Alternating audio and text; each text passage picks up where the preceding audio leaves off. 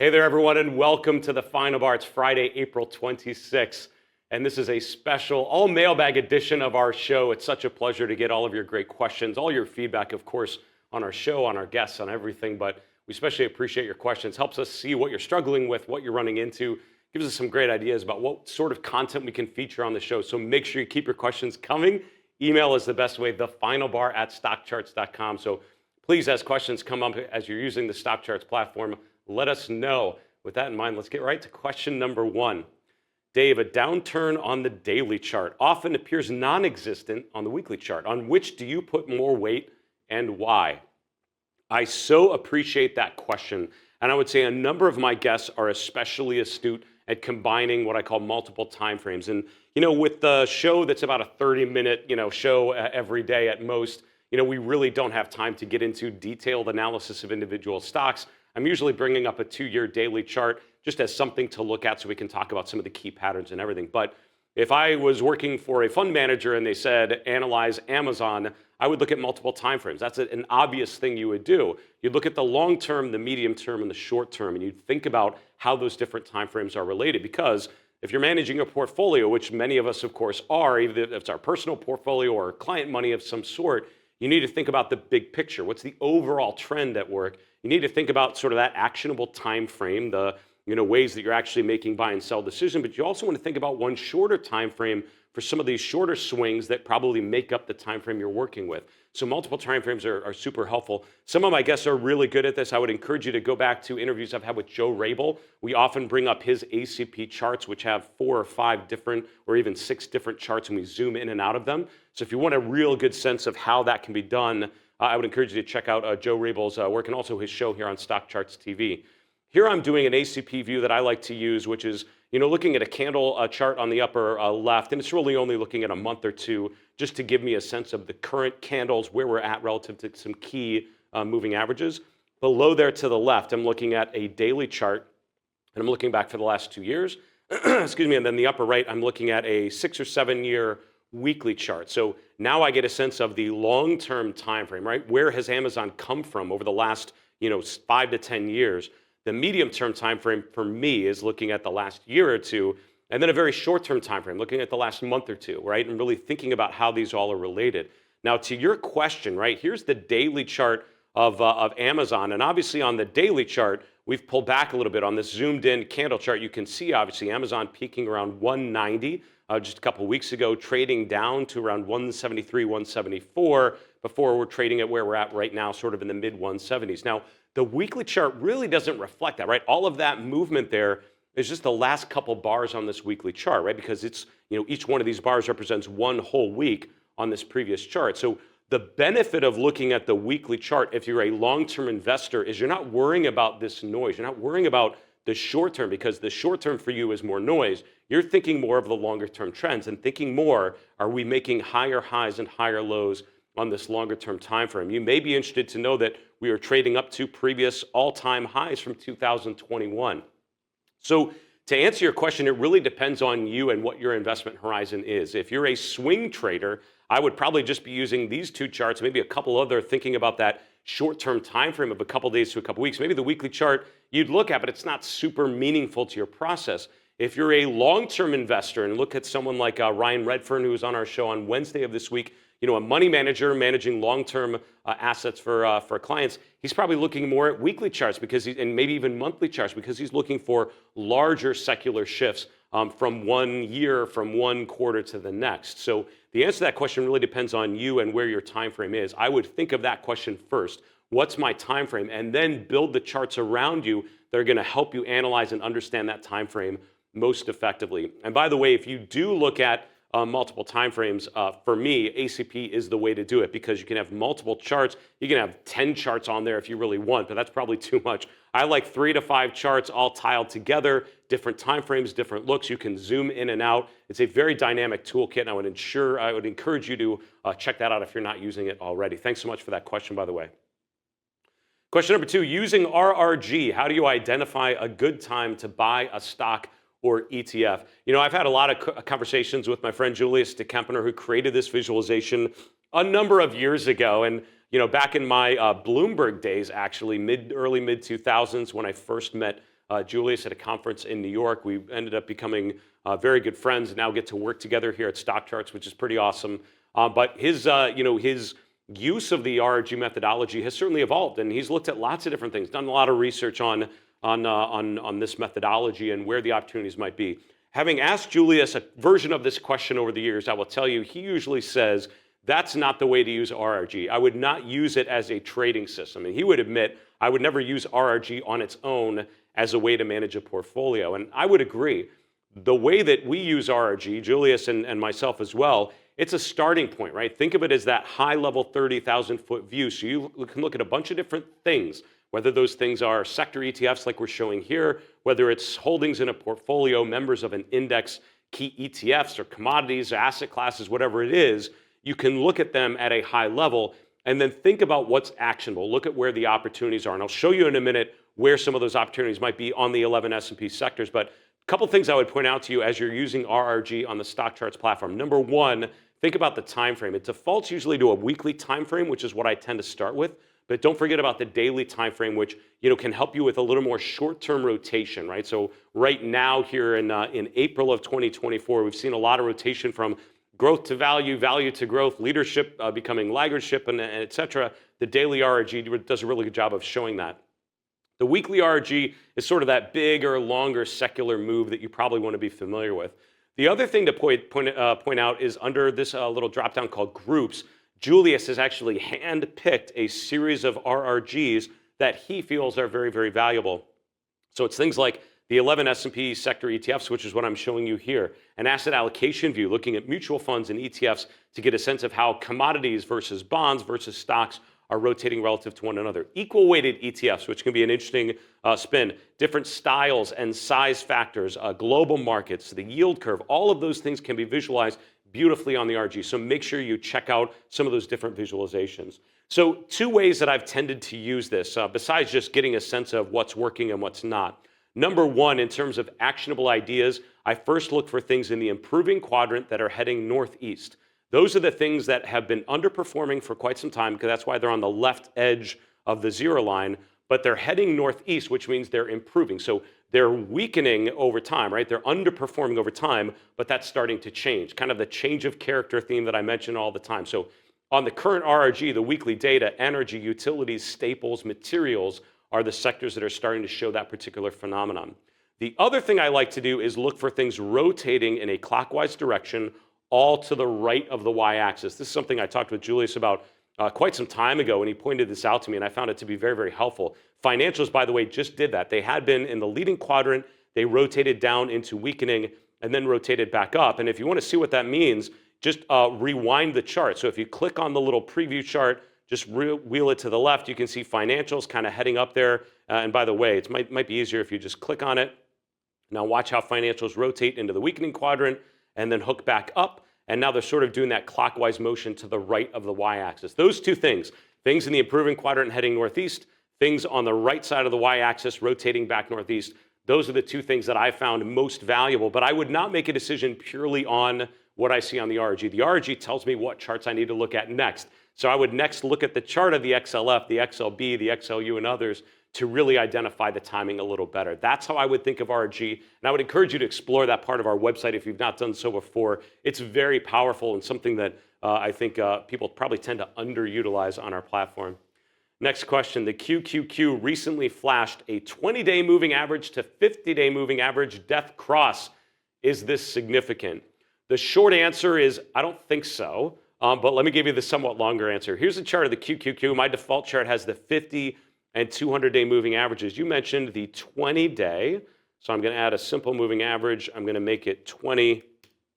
And let's see how that looks. So now we've added a green moving average. And I'll look at like the last year. Where do we do that? Up here. Thanks to this new drop down on the new sharp charts. Pretty cool. All right, there we go. So this is the quote-unquote death cross that you're talking about. So here's the thing, right? And it's probably a vernacular thing. Those terms, golden cross and death cross, have been generalized at times to talk about any moving average combination where they cross. For me, it usually refers to the 50 and 200-day moving average. That's kind of the convention in the industry. So the 50-day crossing up through the 200-day is a golden cross. The 50-day crossing down through the 200-day is a death cross. How valuable are these for timing? I would argue probably not great. And if you've done any back tests on this moving average combination, and I've done them at times in my career. I know Katie Stockton at Fairlead Strategies, I've talked to her about running some analytics on this. Anyone I know that has a quantitative team or background that can run those tests, I ask what they've done, and very few of them have said, yeah, that's a really good way to manage money. And here's the thing. When you actually do get a golden cross, it's usually way after the market has already started to improve. And here I'm looking at your combination, the 20 and 50-day. When you see the cross turn lower, oftentimes it's already well after the top and it's after things have rotated lower. So I already have things in my toolkit, things like RSI divergences, things like MACD and PPO that I think are far superior at identifying those turns. So using that as a particular signal, not super valuable in my opinion. Now, having said that, if you use this sort of combination, if you find that whatever things you're trading, the 20 and 50-day moving average combination just seems to work, then I say run with it, right? I mean, the combinations that I have found valuable are the ones that have worked for me with the timeframes that I'm working on, with the style of investing that I like to employ. You may have a different approach, and that's why we give you the ability to customize things and see what happens, because I think if you're a tinkerer, there are a lot of different combinations you can use. What I would encourage you to do is find a moving average combination that works and stick with that. The most common that we see are the 50 and 200-day, and that's what I would probably start with. And by the way, as a long-term, I think not as a short-term timing tool, but if I take like the QQQ and go back around 25 years, it might be hard to see here, but if you look at when the 50 crosses down through the 200-day and when the 50 crosses up through the 200-day, you'll get some noisy whipsaws like in 2016 and 2018, but overall it's actually been pretty decent at making sure you're out of the really painful markets and that you're in the bulks of the uptrend. So for what it's worth, not a bad long-term approach, but in terms of a short-term timing tool, I would say there are probably some better options out there. So explore the different indicators that we have on our platform. We're going to continue on here with our mailbag in a moment, but as a reminder, we have a really cool special happening right now at Stockcharts.com. It's our 25th anniversary sale. If you've used the Stockcharts platform and if you found it helpful, you have Chip Anderson, our founder, to thank. About 25 years ago, he bought the domain Stockcharts.com and started programming the charts that have evolved into the system that we now use. So many great features and tools. If you're not a Stockcharts member, you're missing out on the really good stuff. Things like scans and alerts, the ability to customize your charts even more, the ability to send and share charts to clients or to peers around the world, all possible. Go to stockcharts.com/special for more information on this 25th anniversary special, or just scan the QR code on your screen. By the way, if you are a current member, you even get a better deal, so make sure you check out that website as well. Extend your membership. No better time to do so. Let's continue on here with question number 4. Dave, why don't you do market trend analysis with the NYSE Composite Index, $NYA? And you included a chart in your question. Thanks so much for that. That's this one here. So let's see, we're looking at the NYA, $NYA, of course, is the New York Composite Index. You've highlighted this horizontal line showing us, the previous all-time high from early 22, the current swing low here from mid-April, and now we're bouncing off of that level. Here's the thing, and I've had this debate with Grayson Rose here at Stockcharts. Grayson loves to use the VTI, which is a broad equity benchmark, and so for his charts, he always does things relative to the VTI. He likes to analyze the chart of the VTI because for him, that's the one to use. I've done a lot of work with benchmarks, and in my previous role at Fidelity, we worked with money managers who had benchmarks, right? So you had to outperform the S&P 500 index or the Russell 1000 growth or whatever it was. And so we spent a lot of time analyzing benchmarks, how they were constructed, how they moved, how they related to other benchmarks. The reality is between the S&P 500, the New York Composite Index, the VTI, and anything else that is a cap-weighted index looking at a large number of names, over 100 names in the US, the correlations are incredibly strong, right? So between the New York Composite Index, the S&P, and the VTI, I would say the correlation is remarkably strong between the three of those. They're almost the same chart in a lot of ways, and you can see that if you change your chart to $SPX. It looks a little different, but not that different, right? I mean, there's SPX, There's NYA. You can see they kind of move similar. They kind of have the same ups and down swings because they're essentially looking at very similar groups of stocks, and they're very much geared towards some of the larger names out there. So I tend to think of them interchangeably. The S&P is, excuse me, the most commonly used passive vehicle. So if investors are not active investors, you probably have the SPY or some SPY-like fund or mutual fund in your portfolio. And so there's a lot of passive money geared toward the S&P 500. It's also the most popular benchmark for money managers, so I think that's the best one to use to start with. But if something leads you to use $NYA, I won't blame you. I say go with it. For me, I think it's similar enough to the S&P. I'm happy analyzing the S&P and drawing conclusions from that. But thanks so much for asking about that question and sharing your chart as well. Highlighting, what I really was interested in is highlighting how the breakout on the New York Composite Index, pulling back, and we're actually testing that breakout level, which tells me, New York Composite below 17,500, concerning. Next question. I'm having trouble bringing up Berkshire Hathaway, BRK.B. What am I doing wrong? Well, I'll tell you what you're doing wrong is you're not using the right ticker, and that's gonna hurt you. So if you look at Berkshire Hathaway, you'll see on our platform we actually don't use the dot, and not your fault because some platforms use a dot. Some platforms like Stockcharts actually use a slash to designate A and B shares depending on how the company has actually created those, right? So something like Alphabet, they have different tickers for the different share classes. Something like Berkshire Hathaway, it's an A or B share. So the convention on Stockcharts is to do BRK/A or /B. That's going to bring you to the chart. And by the way, if you're ever struggling to find a ticker like that, start typing what you think it is, and you'll probably see it pop up very quickly. You can also type the name of the company, and you will see it pops up with funds with that name. There's your tickers, and so you would know to get there. You can also, on the new Sharp Charts version, just type the name of the company up in the upper left, and you'll find that same list. So we try to make it as easy as possible to figure those sorts of things out. That's probably what you ran into. And there are a group of stocks. I'm trying to, like Brown-Forman, BF/B is another one that comes up a lot. So yeah, it's just slash instead of dot. And use the autocomplete feature if you're struggling to find a ticker. That's going to point you in the right direction. Next question, and the final question, that is, Dave, I love this question so much, and thanks for this. Dave, which was your first chart or one you might never forget? Well, the sad news is I don't remember. I mean, it's been, let's say, I started in 2000, and I really didn't look at the markets a whole lot before I joined the financial industry in June of 2000. But after that, I sort of started looking, and I forgot to stop. And so here in 2024, I'm still looking at a lot of charts every day. So I had to think about this one a little bit. I think the best way I could answer that, Sirius XM, and at the time, if you remember, kind of early days of satellite radio, this is going back to 2000, 2001, 2002, Sirius Radio and then XM-SR, those were two competitors. They ended up merging down the road after this period, but at the time, they were two competitors. And I remember what I'm most proud of is that I found this idea because I had heard of satellite radio, which was sort of an unknown thing. I had heard that Honda, I think, was the first automaker that actually incorporated XM satellite radio as a default. So when you bought a new car, it automatically came with a free trial, and that seemed like such a great idea. So I started looking at the chart, and what happened was during this period, we had 9/11, of course, right? And that's what happened right here. And I was at Bloomberg in New York at the time, and I would tell you, September obviously was very difficult for so many reasons for us personally and with clients and others. But after that, the market was going down. And I will tell you, as an investor during this period, if you were not investing, there was a ton of uncertainty. I mean, there was just so many question marks about whether this was the end of equities, what was going to happen.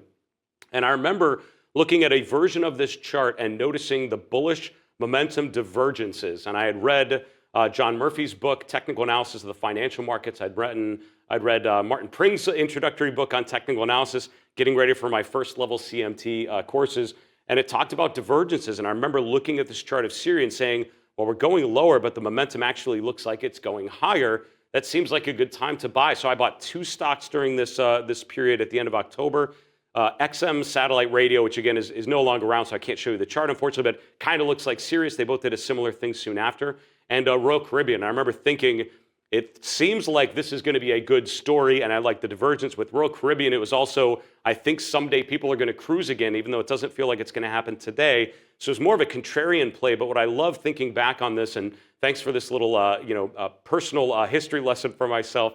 I remember that divergence, and I've never forgotten that divergence, and I've often come back to it. And I'm sure when I see some of those divergences now, somewhere in my head, I'm thinking of XMSR with that bullish rotation at the 2001 low, that is. Thanks for that question so much. And again, great illustration of how charts can be a fantastic history lesson. Folks, that's a wrap for this show and a wrap for this week. Thanks so much for joining us every weekday after the close for the final bar. Have a great weekend. We'll see you next week.